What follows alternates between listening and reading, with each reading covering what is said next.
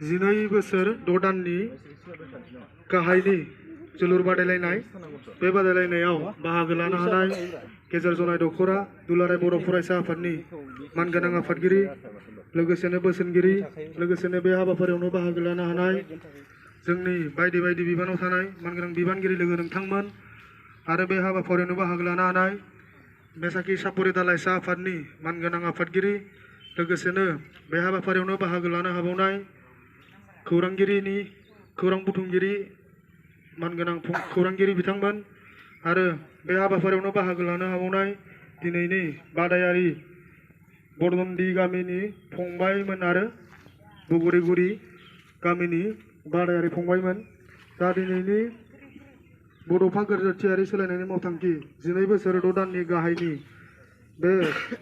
बादायलायनायनि गिबि साननि बेखेवगिरि आलासि सारा दंफैखायो बेनिखायनो दिनैनि बेखेवगिरि मानगोनां 2 नं नामनिउलनि गामिनि गाहाय फोरोंगिरि मतिलाल बसुमतारी सारखौ गावनि सिनायथिखौ होनो थाखाय खावलायबाय लोगोसेनो आफादनि जानानै गांसे आर'नाइजों बरायनायनि थाखाय खावलायबाय।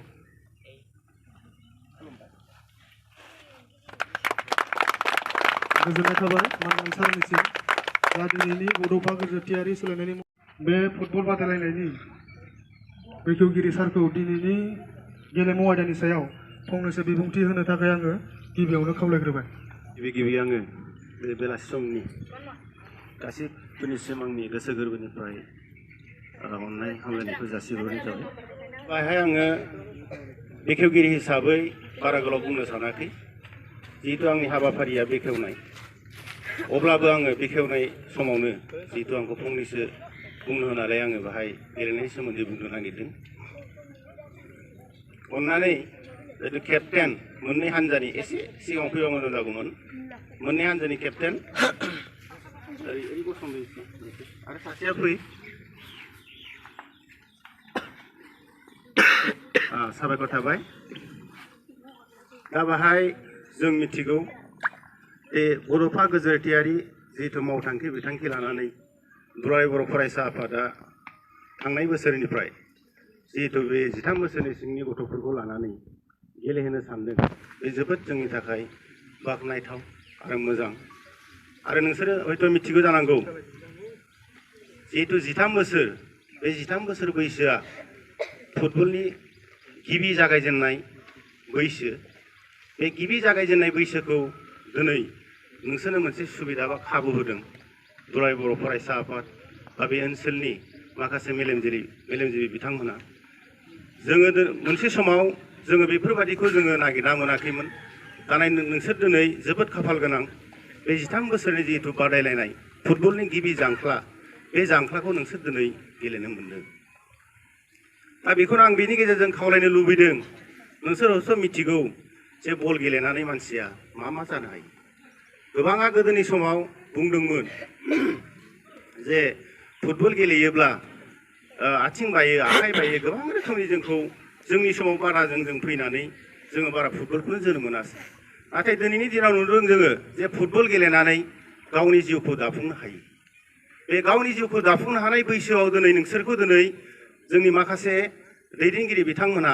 नोंसोरखौ दिनैहाय मोनसे सुबिदा होदों बे सुबिदाखौ नोंसोर मालाबाबो दिनैनिफ्राय खोमानाङा होननानै आं सानदों।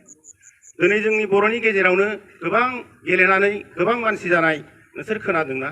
हलिचरन नार्जारिखौ खोनादोंना नोंसोरो? नोंना मा नामलाय? मनिलाल बगुरिगुरिनि नों हान्जा दैदेनगिरि नंगौना नङा? हलिचरन नार्जारिनि मुंखौ नोंसोर खोनादों आरो सोरनिबा मुं खोनाबावदों नामा बर'नि गेजेराव? दाख्लै बावैनिफ्राय जों गोदानै जोङो खौरां बिजोंफ्राव मोन्दों बा ससियेल मिडियाफ्राव मोन्दों जे बर'नि सासे जाखांफु हिन्जावसा अपुर्णा नार्जारि जाय दिनै भारतनि हान्जा दैदेनगिरि केप्टेन बे हान्जा दैदेनगिरि जानानै गोबां मुं खामायदों। दा जों बेखौनो नोजोर होनानै जों मोनसे सिन्था खालामनांगोन जे गेलेनानै मानसिया रां खामायनो हायो। गेलेनानै मानसिया साख्रि गैयालासिनो गेलेनायजोंबो जानो हायो। मोनफ्रोमबो बिथिङाव गेले थांनानै मोनसे समाव सासे साफा साफा मोजां गेलेगिरि जानो हाथों आं बेखौ आनान गसाइनि खाथियाव आर'ज गाबनानै दिनैनि बे बेखेवनाय हाबाफारिखौ आङो आगान सुरबाय गोजोन्थों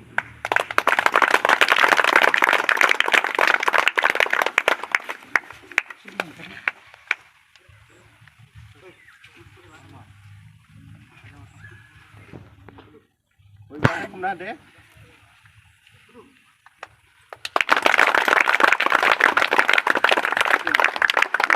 फुटबल तो यहाँ से मारे दीजिए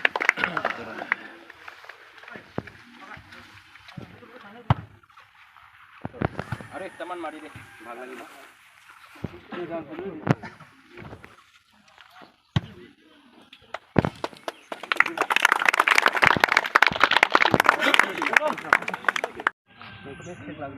mana mulai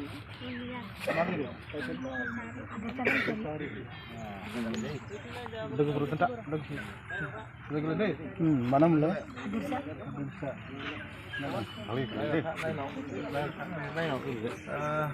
दिनै गेजेर जनाय दख'रा दुलाराय बर' फरायसा आफादा मिरु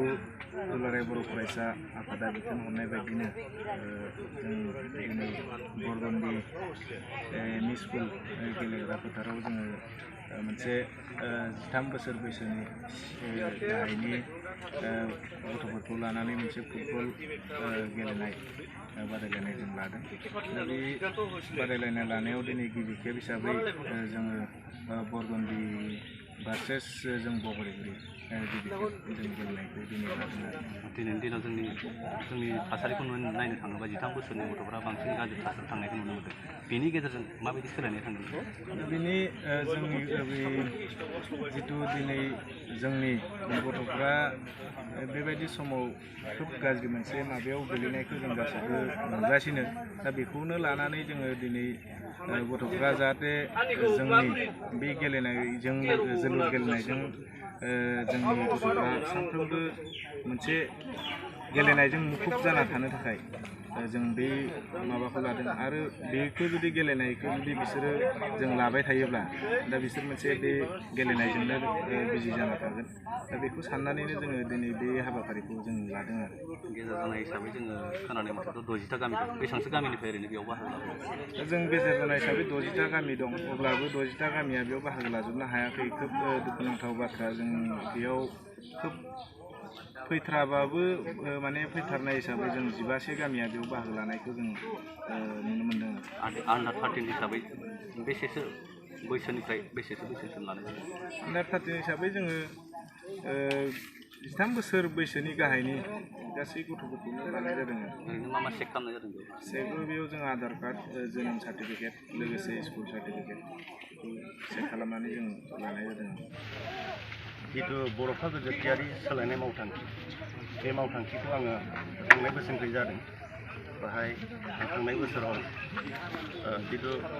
जायगायाव थांनानै नायाखैब्लाबो आं नुदों बाहाय गोबां रोखोम जौगानायखौ आङो सानहरदों मानो होनोब्ला जिथु बाहाय फाइनालाव थांनाय जोबथा बादायलायनायाव थांनाय जिथु चिरां आरो कार्बि आलं बे कार्बि आलंनि गेजेराव जोबोद माने बे खेलखौ आङो खौरां बिजोंफ्राव नायनानै नुदों बाहाय आं जोबोद गोजोननाय मोन्दों आरो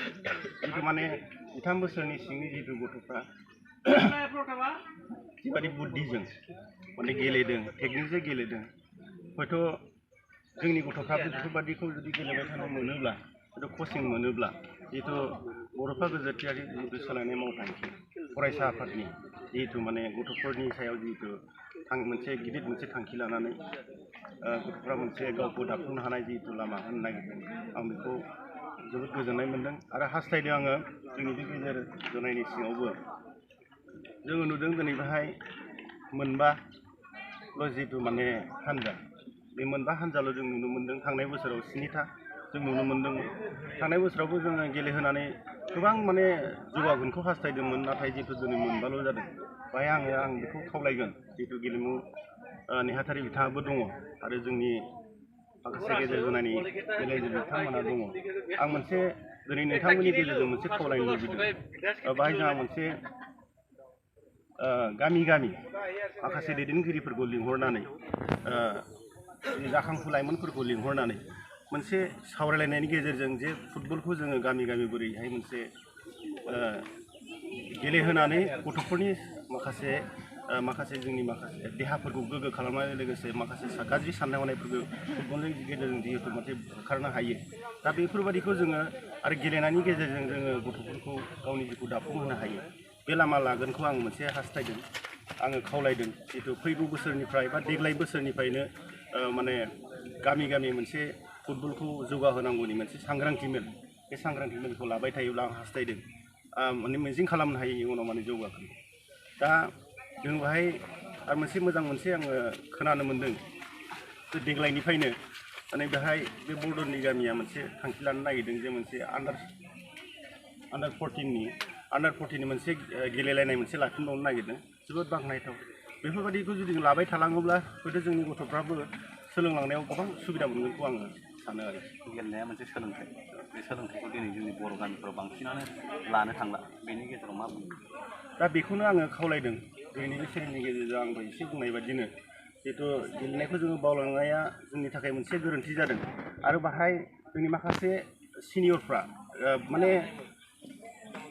बावगारलांनो हमदों बे सिनियरफ्रा थाफाथारनानै जुदि गथ'फोरखौ जुदि कचिं होनायनि जुदि मोनसे लामा लायोब्ला फोरोंथाइ मोनसे बादा खालामनो हायोब्ला जेरावनोखि जोंनि ओनसोला मोनसे बेकवार्ड हिसाबै माने बैग्रिगुरियाव सम लादोंमोन बगुरि माबायाव आनसलिक हिसाबै नाथाय बेहाय जोंनि गोजान गथ'फ्रा लाफैजोबनो हायाखै दा बे बेलायाव आरो माखासे जोंनि ओनसोलनि बे नैनं नामुनुलिनि गामियावबो जोंनि दैदेननायाव मोनसे बिदिनो लादोंमोन नाथाय बेखौ माखासे दैदेनगिरिफ्रा जोंना जिथु माने एसे दोरोदनानै थाबाय थानाय बायदिखौ जों नुनो मोनो आरो आं बेखौ खावलायदों जाहाथे गथ'फोरजों थाफाथारनानै माखासे खामानिखौ जुदि मावनो हायोब्ला बिथांमोननि जिहेतु बे गथ'फोरनि जिहेतु इयुन बे इयुनखौ जों दाफुंनो हायो स्पर्ट्सनि गेजेरजों आं बेखौ हास्थायो थांनाय बोसोराव बे मिरुआवसो आन्डार 19खौ लादोंमोन देग्लाय आन्डार 13खौ लाबाय बेनि गेजेरजों जे थांनाय बोसोरनि गथ'फ्रा सोलायदों होननानै माबायदि सानो जे देग्लाय बोसोराव बेबायदि गथ'फ्रा सोलायलांदों जिहेतु माने आन्डार 19खौ लादोंमोन दा 13खौ लादों बे 13खौ लानाया आरो जोबोद मोनसे बाख्नायथावसिनबाव मानो होनना बुङोब्ला बे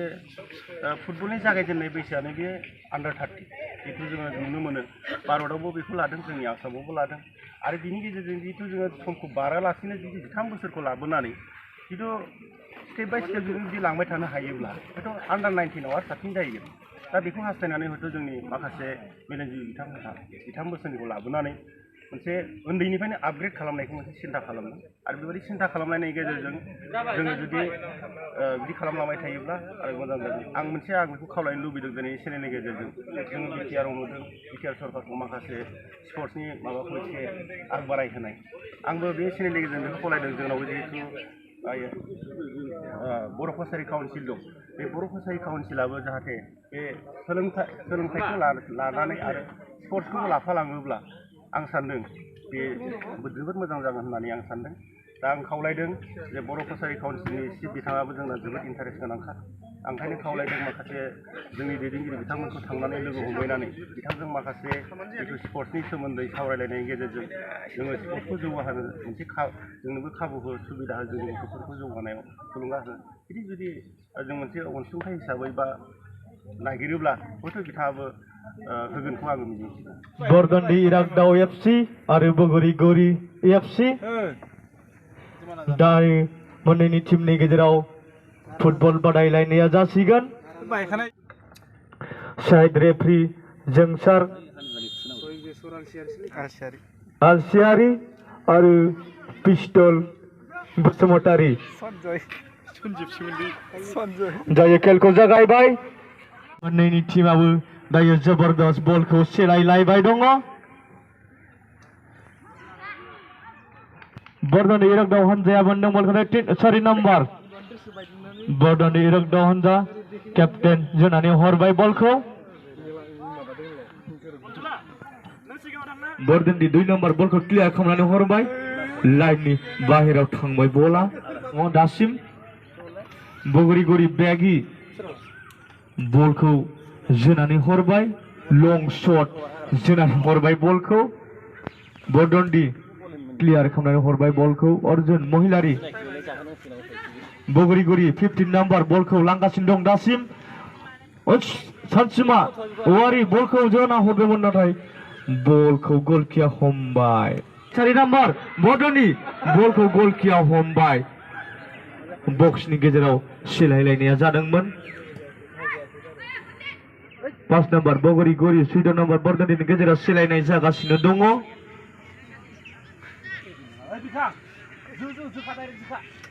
फाउल